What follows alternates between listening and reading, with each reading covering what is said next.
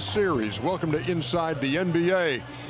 Here on ESPN, Draymond Green is here and Shaquille O'Neal is here, Kenny the Jet Smith, Charles Barkley. We are presented by Lilly. Well, a night that began with so much hope. If you're a New York fan, it certainly did not end the way they thought it was going to. Well, you know, the one thing about we saw in Game 2, it was a lack of poise at times by the San Antonio Spurs. That poise was there throughout the game. Yes, they made mistakes. Yes, they didn't finish everything cleanly, but they didn't beat themselves. They didn't shoot themselves in the foot. They gave them an opportunity every possession down the stretch in the last 4 minutes of the game to say, hey, if we miss, we'll shake your hand, but we're not going to give you the game. And that was the difference to me down the stretch. I can remember one time in the finals, Robert Ory came in the locker room and said, Diesel, we following you. And I said, Robert, what do you mean? He said, Diesel, every time you come out with that energy, you come out throwing bowls, acting crazy, it opens up the game for us. Victor started the game with a lot of energy, a lot of enthusiasm, and he had a great game. They followed. They still had a couple lapses, but they won the game. They got the monkey off the back. They're not going to get swept. And guess what? The next game, pressure will still be on the Knicks. Well, I think down the stretch, they didn't make as many mistakes. It looked like there was a concerted effort for De'Aaron Fox to have the ball making the plays down the stretch. De'Aaron Fox is a proven point guard. He has the most experience of the guys that's playing with the Spurs, and down the stretch they were able to close it out because they got looks at the rim as opposed to turnovers. I actually think both of you guys are right. I thought that Victor coming out establishing himself, because when he gets going, that frees those other guys up because it makes them shade their defense like, uh-oh, we got to shade toward Victor because he's getting these dunks and lobs and everything. And that opens up things for Castle and all those other guys. But I've said all along, Ernie, I think the key to the Spurs is De'Aaron Fox. You go back and look, going back to the Portland series, when he plays well, and he's played very well the last few games, and those have been the two closest games. And when they needed a basket, which we got mad at them, we thought they should have went to him in the last end of the game, yeah. Because he to me is the key to the Spurs. But a 12-point game for him tonight. Just 4 out of 11. He did have 8 assists. I thought Stephon Castle was the guy. Castle got him to a good start, but I'm talking about down the stretch. Fox made the plays down the stretch. Castle got off to a great start. The thing I didn't like about the Knicks, man, I don't think you can play from behind at the start of the game, because you got to find a way to get your crowd into the game. But Castle got these guys off to a great start. Yeah, well, I mean, that's a third straight game too, Chuck. San Antonio's come out and thrown the first punch. Yeah. Well, Ernie, if you talk about Castle as we watch him score, the one thing that is being underrated, and it won't be now because they've won a game, is his defensive prowess on Brunson. Making Brunson make and take tough shots. There's probably 3 or 4 guys in the league, he's one of them, that is physical enough at the guard position where Jalen Brunson doesn't have a physical advantage on him. He can get by. The Colonel has a bucket list. The $10 one, Monday nuggets, Tuesday fried chicken. He can still make shots, but he's not overpowering him, and that's leading to him shooting a low percentage. And you'll see that, Brunson had a 32-point night, but again, a lot of shots. Yeah, took but 25 shots tonight. Yeah, 32 points. But I think the Knicks are reverting back to the way they played too much Brunson eccentric. When they were winning, when they were blowing out teams, sweeping teams, they would get Cat involved more. To me, because Cat, they didn't use Cat at all tonight. 11 points on 4 of 10 shooting. They didn't use him, but I think they're becoming a little too, really in every game, they've been becoming a little too Brunson-centric? Yes. Yeah. Game 3 with all of this hype, all of this anticipation, and all of this energy in the building. It was absolutely bonkers here. Spike Lee could have just did a whole film. He should have just grabbed every actor in here. Jeter, Jay-Z. And did a 15-minute film right here in the Garden. Any place you pointed that camera, you were seeing celebs in this building. And early on, as we pointed out, San Antonio throwing the first punch. Yeah, throwing the first punch, but you know, I said at the beginning of the game, these game threes to me are always someone who is a caveat. And it was early on, it was Stephon Castle, and then on the Knicks side, it was Jason Hart. So, I mean, Josh Hart. So those two guys have been it, but get out of my way, Shaq. Shaq, this is what you thought changed the game. No, I didn't change the game. I was a dirty play, period. Listen, I like big guys letting little guys know, hey, this is the finals. If I got to run you over and go through you, I would do that. Man. He came out with great energy, great aggression. He got 32 points. This is what I'm asking for. Yeah, this was nothing right here. This was just an accident. And Hart got the tech. Yep. Because there was no reason for him to go getting the ball out of the net. He's also standing over him, too, though. So what does Josh Hart do when he gets Oh, my goodness. Dunks on you, head. Boy. Watch your head, boy. I'm not going to lie. I wouldn't want to be a guard in NBA for the next 10, 50 years with Castle and Castle and that boy Harper out there. Yeah, no kidding. Damn. 8-0 run for the Knicks. They get right back in this thing. Game is now 2 points, 42-40. And one of those, you just can't afford it in a finals game or any time, man, when you value possessions and you threw that one away. But the Knicks would respond. And he was big today. And OG Anunoby, 49-47 is the San Antonio lead. Brunson, Knicks on top. I didn't like the Knicks' ball movement and body movement. Oh, go get that. Thank you. Go get that. But I just think that right here, you know, Josh Hart was so big in the first half. That's why the Knicks had a lead going into halftime based on his play. Yeah, they were up by 7 at the break after trailing by double digits in the first half. And in the second half, here we go, Brunson. Really? Okay, and one. I think Castle may want to lower his pickup point on Jalen Brunson just a little bit to get rid of a few of those that he's been getting. But these are tough shots, though, right there, Draymond. And when you get these young guys off to the races, Vassell, he shoots the ball.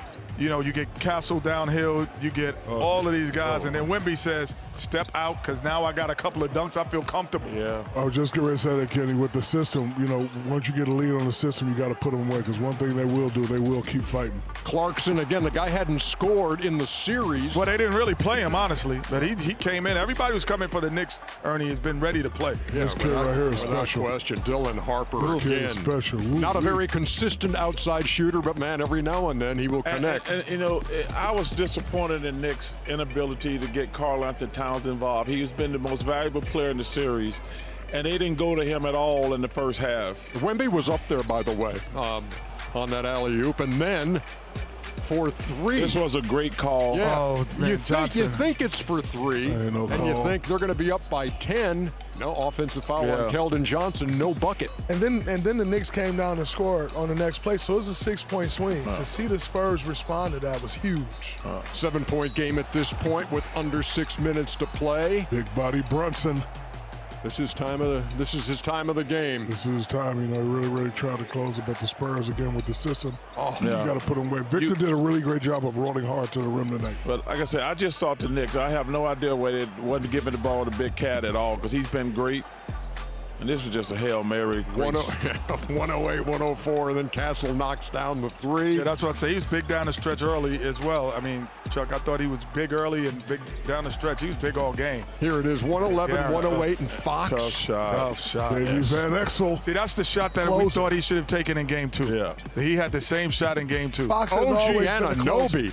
Look at this out of the corner. Listen, great shot. Harper did a great job of not fouling, putting your hand up. Hey, he hit the shot. After those 2 Castle free throws that we talked to him about, not seen here, but significant nonetheless. They give him a 4-point lead, and that iced the game, 115-111. The free throws are huge, but the thing that I was interested in is how fast Fox tried to get him the ball for them free throws. So he must be their guy down the stretch that they want shooting the free throws. He knocked him down. It is now a 2-1 series as the Spurs come to New York and win at the Garden. Home team hasn't won a game yet. Let's hear from both coaches. Opportunities for fouls to be called to at least try to even the free throws out. Now, we didn't play good. San Antonio played great. We could have played better. There were a lot of things that we didn't do that we did in game 1 and game 2.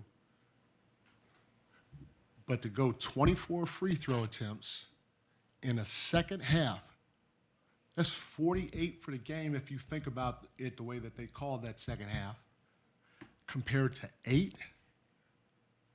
All the shots we took, we got fouled 4 times, roughly, for 8 free throw attempts. Again, I don't complain much. I never thought I'd see that in an NBA Finals game.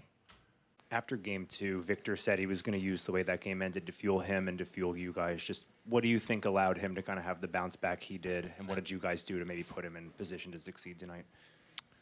Yeah. I'm sure Victor has numerous sources of motivation, and I don't think any of us are surprised or would expect anything different than a strong performance and him being on his front foot in terms of being in attack mode. You know, for me and the staff, our job is to help the guys. There's no momentum. There's no carryover. We learn what we saw and experienced from the previous game, and now plural. When you get into series, you got to settle in, and the clarity that comes from watching the tape and arguing with your staff and trying to help the guys is the job. And that's what we'll continue to do, and we'll have the same approach in the next 48 hours. You look at this 35-5 at 22 or younger in finals history, and Victor on there with, you know, Magic and Kobe. So Mike Brown's point about free throws. Okay, so San Antonio made more than New York took in this game. 25 for 32, 18 for 22. When you hear what he had to say, do you see what the point he's making, especially talking about how many free throw attempts in a half that they got? Well, he should stop that we didn't play well. You can't go back. Or they played more. San Antonio played very well. Yeah, we can. Well, he can say, but his point was they did not play well enough to win the game. The Spurs outplayed them tonight. Listen, referees gonna miss some calls. That happens. But officiating did not lose this game. Mike Brown, you know I love Mike Brown, but that he said it first.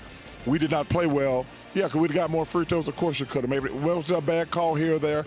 But the bottom line was he should have stopped that.